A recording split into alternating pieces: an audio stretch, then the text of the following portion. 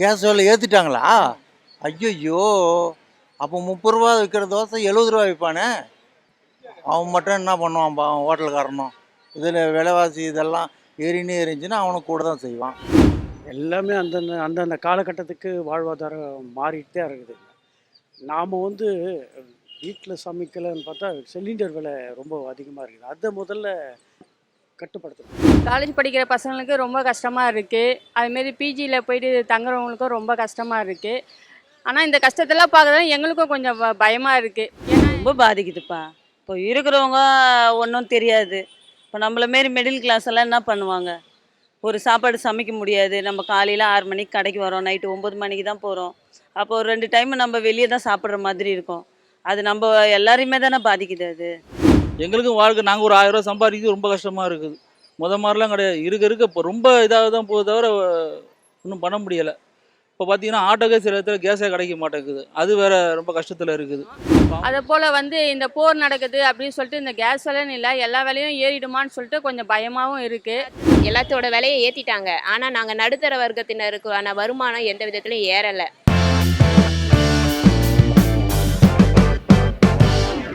அந்த ஹோட்டலில் விற்கிற கேஸ் எல்லாம் அந்த இதெல்லாம் தட்டுப்பாடாக இருக்குது. அது ரேட்டு ஏறிடுச்சு. இப்போ இதனால் வந்து சாப்பாடு இருக்குல்ல, பிரியாணியில் 10 ரூபா ஏற்றிருக்காங்க. அந்த மாதிரி ஒரு ஹோட்டல்ஸ்லுமே வந்து சாப்பாடு விலையும் ஏற்றிருக்காங்க. இதை பற்றி கொஞ்சம் சொல்லுங்கள். ஆமாப்பா, விலைலாம் ஏறிச்சு தான், கூடிச்சு. கேஸு ஆட்டோவிலையும் விலை கூடி போச்சு. நம்ம சிலிண்டருக்கும் கஷ்டமாக இருக்குது புக் பண்ணி இருக்குது. இப்போது நம்ம ஒரு கடை வச்சுருக்குறோம், இப்போ ஒரு ஹோட்டலில் தேடி போகிறோன்னா ஒரு 10 ரூபா கூட இருந்துச்சுன்னா அது நம்மளுக்கு வாழ்வாதாரம் கஷ்டம் தானே. எல்லாமே அந்தந்த அந்தந்த காலகட்டத்துக்கு வாழ்வாதாரம் மாறிட்டு தான் இருக்குது. நாம் வந்து வீட்டில் சமைக்கலைன்னு பார்த்தா சிலிண்டர் விலை ரொம்ப அதிகமாக இருக்குது. அதை முதல்ல கட்டுப்படுத்தணும். ஏன்னா இருக்க விலை வந்து ஏறிட்டே இருக்குது.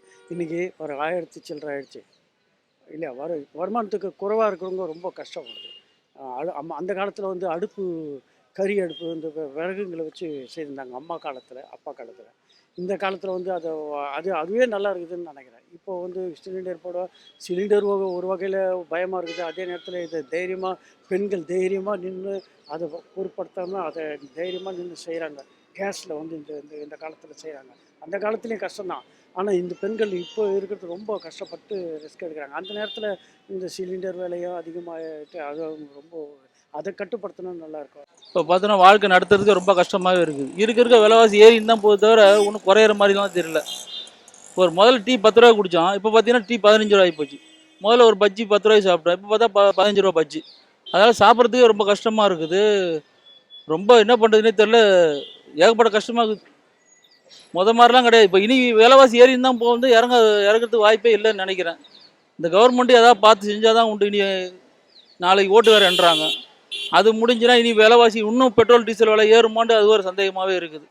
பீப்புளோட லைஃப் ஸ்டைல் வந்து இம்பேக்ட் ஆக தான் செய்யும். அஃப்கோர்ஸ் பிகாஸ் வார் அப்படின்னு வர்றப்போ அது வந்து ஃபியூவலோட ப்ரைஸஸ் வந்து இன்க்ரீஸ் ஆகும். அது வந்து எல்லா இடத்துக்குமே வந்து டிரான்ஸ்போர்ட் ப்ரைஸஸ் இன்க்ரீஸ் ஆகிறதுனால இம்பேக்ட் ஆகும். இந்த மாதிரி டைமில் வந்து பீப்புள் வந்து ரொம்ப வைன் பண்ணி கம்ப்ளைண்ட் பண்ணி இந்த மாதிரி இல்லாமல் I think we should make efforts to curb our expenses. அந்த மாதிரி எல்லாம் பண்ணி எக்கானமிக்கு வந்து நம்மளால் என்ன கான்ட்ரிபியூட் பண்ண முடியும். இந்த மாதிரி ஒரு சிச்சுவேஷன் வந்து ஒரு பார்ட்டியோ இல்லை ஒரு லீடரோ யாருமே வந்து கண்ட்ரோல் பண்ண முடியாது. இந்த மாதிரி ஒரு சர்க்கம்ஸ்டான்சஸில் as citizens whatever we can do we should do.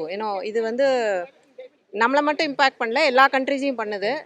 So I think லைஃப்பில் ஹார்ட்ஷிப்ஸ்லாம் வர்றது வந்து it's normal. So we should grit and get over it and do what is needed. College படிக்கிற பசங்களுக்கு ரொம்ப கஷ்டமாக இருக்குது. அதுமாரி பிஜியில் போயிட்டு தங்குறவங்களுக்கும் ரொம்ப கஷ்டமாக இருக்குது. ஆனால் இந்த கஷ்டத்தெல்லாம் பார்க்குறது எங்களுக்கும் கொஞ்சம் பயமாக இருக்குது. ஏன்னா இப்போ வெளியில் ஹோட்டல்ஸு அதெல்லாம் வந்து ரேட்டு அதிகமானதுனால இப்போ குடும்பத்துலேயும் அதேமாரி கேஸ் விலை ஏறிடுமான்னு சொல்லிட்டு கொஞ்சம் பயமாக இருக்குது. என்ன பண்ணுறது, இப்போ எந்த கட்சி வரும்னு தெரியல. ஆனால் எந்த கட்சி வந்தாலும் இந்த கேஸ் விலையை கொஞ்சம் ஏற்றாத அளவுக்கு கொஞ்சம் பார்த்துக்கணும். ரொம்ப பாதிக்குதுப்பா. இப்போ இருக்கிறவங்க ஒன்றும் தெரியாது. இப்போ நம்மள மாரி மிடில் கிளாஸ் எல்லாம் என்ன பண்ணுவாங்க? ஒரு சாப்பாடு சமைக்க முடியாது. நம்ம காலையில் 6 மணிக்கு கடைக்கு வரோம், நைட்டு 9 மணிக்கு தான் போகிறோம். அப்போ ஒரு 2 டைம் நம்ம வெளியே தான் சாப்பிட்ற மாதிரி இருக்கும். அது நம்ம எல்லாரையுமே தானே பாதிக்குது அது. இப்போ இருக்கிறவங்க நிறைய வசதி இருக்கிறவங்களுக்கு தெரியாது அது 10 ரூபான்றது. நம்ம ரோட்டில் கடை வச்சுற 10 ரூபான்றது நம்மளுக்கு அது பெரிய விஷயம் தானே. மக்கள் ரொம்ப பாதிக்கிறாங்க. அதனால் அரசு தான் இதை முடிவை எடுத்துன்னு வரணும். எங்களுக்கும் வாழ்க்கை நாங்கள் ஒரு 1000 ரூபா சம்பாதிக்கிறது ரொம்ப கஷ்டமாக இருக்குது. மாதிரிலாம் கிடையாது. இருக்க இப்போ ரொம்ப இதாக தான் போகுது தவிர ஒன்றும் பண்ண முடியலை. இப்போ பார்த்தீங்கன்னா ஆட்டோக்கே சில இடத்துல கேஸே கிடைக்க மாட்டேங்குது. அது வேற ரொம்ப கஷ்டத்தில் இருக்குது.